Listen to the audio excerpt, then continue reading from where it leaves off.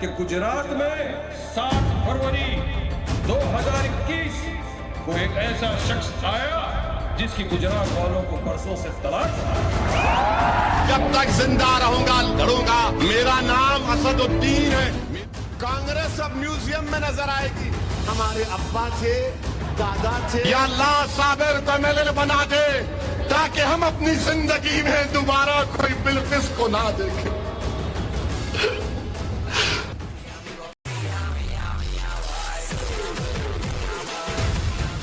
मुसलमानों फूल बरसाओ, तुम्हारा महबूब आया है। दिल में कुछ ऐसी हसरतों के साथ भाई मियां असदुद्दीन ओवैसी गुजरात के विधानसभा चुनाव में हाथ आजमाने गए थे। तमन्ना थी मुसलमानों के बीच खुद को किसी भी तरह माइनॉरिटी के रहनुमा के तौर पर पेश करने की, मगर सिला क्या मिला इन तस्वीरों से समझिए। ये तस्वीरें गुजरात में अहमदाबाद के जमालपुर की है, जहां ओवैसी के बैनर को जमीन पर रखकर उसे न सिर्फ पैरों से कुचला गया बल्कि उस पर थूका भी गया। तस्वीरों में आप देख सकते हैं कि गुस्ताखी करने वालों में मुस्लिम समुदाय के लोग ही हैं जो कांग्रेस के कार्यकर्ता हैं। यह सब कुछ उसी जमालपुर में हुआ जहां ओवैसी चुनाव प्रचार के दौरान एक रैली में फूट फूट कर रोए थे। अपने तीखे और तल्ख अंदाज के उलट आंसुओं में लिपटा धार्मिक इमोशनल कार्ड चला था। या अल्लाह साबिर को एमएलए बना दे ताकि हम अपनी जिंदगी में दोबारा कोई बिल्किस को ना देखें। अल्लाह साबिर को एमएलए बना दे कि हम अपनी जिंदगी में दोबारा कोई बिल्किस को ना देखें। अल्लाह साबिर को कामयाब बना दे अल्लाह, ताकि हम अपनी बेटियों को इस तरह बेबस ना देखें। देखा आपने, भाईजान को उम्मीद ये थी कि उनके आंसू कोई धांसू परिणाम मजलिस के खाते में लिखेंगे। भावनाओं में लिपटा उनके आंसुओं का ये सैलाब एमआईएम की झोली में वोटों की बारिश करा देगा, मगर ऐसा कुछ भी नहीं हुआ। गुजरात के मुसलमानों ने ही मियां भाई की तुष्टीकरण वाली आइडेंटिटी पॉलिटिक्स को जोर का झटका दे दिया। राजनीति हो रही है सिर्फ इसलिए ताकि हमको एक वोट बैंक साधना है। ऐसे वीडियो चलाकर कांग्रेस ये साबित करना चाहती है हम ओवैसी से बड़े हैं। ओवैसी सब कांग्रेस को गालियां देकर ये साबित करना चाहते कि मैं उनसे बड़ा हूं। ये सारी की सारी राजनीति इसलिए है कि हम मुसलमानों का वोट किस प्रकार प्राप्त कर सकें, सिर्फ इसलिए है। पर अफसोस है कि देश इससे बहुत आगे निकल चुका है। मोदी जी देश को इससे बहुत आगे ले जा चुके हैं। ये खामोश मिजाजी तुम्हें जीने नहीं देगी। इस दौर में जीना है तो कोहराम मचा दो। भड़काऊ भाईजान ओवैसी एमआईएम का मजहबी झंडा लेकर गुजरात संग्राम में कोहराम मचाने उतरे थे, मगर उनकी अपनी ही जमात ने उन्हें नकार दिया। राज्य में 27 सालों से सत्ता में रहने के बावजूद इस बार भी गुजरात विधानसभा चुनाव में भारतीय जनता पार्टी को प्रचंड बहुमत मिला। हिंदुओं के साथ मुसलमानों ने भी मोदी के विकास मॉडल पर मुहर लगा दी और बीजेपी को झोली भरकर वोट दी। ओवैसी की party all India Majlise Ittehadul को चुनाव में नोटा से भी कम वोट मिले। ओवैसी के हिस्से 0.28% वोट शेयर आया, जबकि नोटा में 1.58% वोट पड़े। यानी बड़े बेआबरू होकर भड़काऊ भाईजान पीएम मोदी के गुजरात से निकले, मगर इस इरादे के साथ कि भले ही गुजरात के मुसलमानों ने उन्हें यूपी और बंगाल की तरह 0 नंबर देकर इस बार नकार दिया, लेकिन वो फिर लौटेंगे। हमको कामयाबी नहीं मिली, मगर इसके बावजूद भी हमारे हौसले पस्त नहीं है, ना हमको हमारे हौसलों को पस्त होने की ज़रूरत है।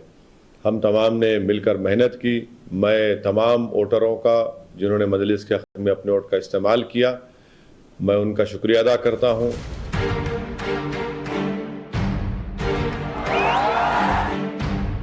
हालांकि हैदराबादी भाईजान अपने भड़काऊ और जहरीले बयानों का पूरा सामान लेकर गुजरात पहुंचे थे। मुस्लिम बाहुल्य 13 सीटों पर उन्होंने अपने उम्मीदवार उतारे थे। मुसलमानों को बीजेपी का डर भी दिखाया था। बाबरी और बिल्किस बानो का मुद्दा भी जोर शोर से उठाया था और कांग्रेस पर मुसलमानों को इस्तेमाल करने का आरोप भी लगाया। मगर अफसोस, उनका ये मजहबी कार्ड गुजरात के मुसलमानों के मूड में उनके लिए कोई बदलाव नहीं ला पाया। मेरा घर तोड़े मेरा घर और तोड़ने वाले को मेरा घर दे रहे आप। वाह, what a wonderful thing to do. हालांकि ओवैसी के साथ ऐसा पहली बार नहीं हुआ। इससे पहले बंगाल और इसी साल यूपी के चुनावों में ओवैसी की कट्टरपंथ की पतंग कट गई।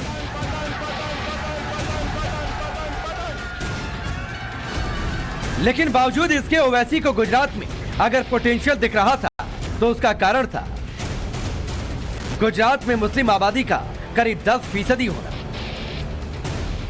भरोसा अपने पुराने फॉर्मूले पर था, लिहाजा अपनी चुनावी सभाओं में ओवैसी ने इस नैरेटिव को मजबूती के साथ गढ़ने की कोशिश की कि मुसलमानों का भला सिर्फ मुसलमान ही कर सकता है। ओवैसी पूरे गुजरात चुनाव के दौरान मुस्लिम कार्ड लेकर गली गली घूमे, कभी कौम की दुहाई दी तो कभी तीखे जहर बुझे नफरती बाण चलाए।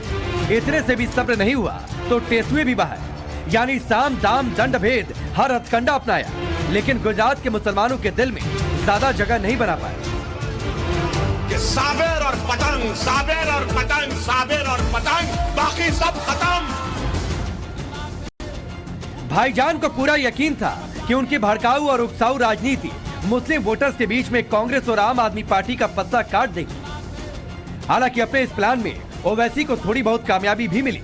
पहले जो मुस्लिम वोट एकमुश्त कांग्रेस को जाता था वो ओवैसी और केजरीवाल की आम आदमी पार्टी के बीच बंट गया।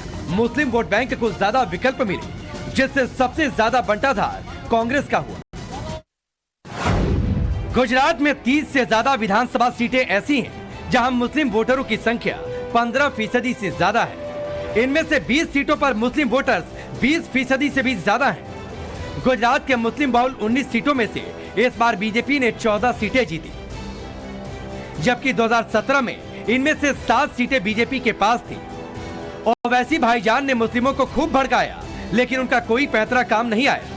मगर कैसे, उसे समझने के लिए देखिए उन 10 सीटों का हाल जहां मुस्लिम मतदाता सबसे ज्यादा हैं। जमालपुर खड़िया में 61% मुस्लिम है, ये सीट कांग्रेस ने जीती। दाड़ी लिमड़ा में 48% मुसलमान हैं, ये सीट भी कांग्रेस के खाते में गई। लेकिन इसके बाद से मुस्लिम बाहुल्य सभी 8 सीटें बीजेपी ने जीती। दरियापुर जहां 46% मुस्लिम है, ये सीट बीजेपी ने जीती। इसके अलावा वागरा जहां 44% मुस्लिम है, 38% मुस्लिम आबादी वाली भरूच, 35% मुस्लिम आबादी वाले वेजलपुर और भुज के साथ ही 31% मुस्लिम आबादी वाले जम्बूसर और 28% मुस्लिम आबादी वाले बापू नगर में भी बीजेपी की जीत हुई। इसका सीधा सा मतलब यही है कि गुजरात ने तुष्टीकरण वाली राजनीति को पूरी तरह से नकार दिया।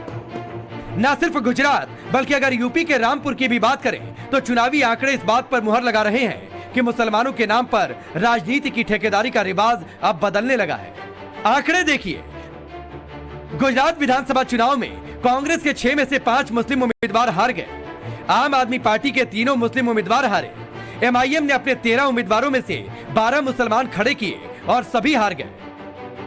बीजेपी को सबसे ज्यादा 52.5% वोट मिले और बाकी सभी को 47.5%, यानी अगर सब एक साथ मिलकर भी बीजेपी के खिलाफ लड़ते तो भी जीत बीजेपी की होती। विकास के हाँ, भड़काने वाले जो लोग हैं उनको वो जाना चाहिए, उनको निकालना चाहिए न जो विकास वाले उनको लाना चाहिए। जो मोदी जी लाए विकास की राजनीति, वो किसी एक जाति के समाज के लिए नहीं है, सभी समाज के लिए सरकार। और जो विकास की राजनीति में मुस्लिम समुदाय का जितना भी लाभ है वो मिला है, तो इसलिए अब मतलब मोदी जी की योजनाओं का लाभ मिला मुस्लिम समुदाय को, जरूर मिला है। वैक्सीन मिली, अनाज मिला, हाँ, शिक्षण मिला, मकान भी मिला, शिक्षा भी मिली। 2 साल आपके इलाके में बिजली पानी किसी प्रकार की कोई असुविधा कुछ नहीं है, सभी मिला, सारी सुविधाएं मिल रही हैं। सभी सुविधाएं। तो लोगों ने विकास की राजनीति को चुना है। गुजरात के नतीजों ने तुष्टीकरण की राजनीति करने वालों को आईना दिखा दिया। लेकिन गुजरात में करारी हार के बाद ओवैसी की पार्टी MIM अब यूपी में मुस्लिमों को भड़काने का काम कर रही है। ओवैसी के सिपा सालार और यूपी MIM के अध्यक्ष शौकत अली ने एक बार फिर भड़काऊ बयानबाजी कर यूपी में नई सियासी जमीन तलाशना शुरू कर दिया। लेकिन मेरी अजान से तुम्हें तकलीफ क्यों तकलीफ है? आए दिन एक जोकर निकलता, मैं जोकर कहता हूं उनको, एक जोकर निकलेगा, पहला अजान से तकलीफ होती, नींद नहीं आती। सुनो, अजान से तकलीफ इंसान को नहीं होती, अजान से तकलीफ शैतान को होती है। मेरे दोस्तों, मेरे बुजुर्गों, इस देश के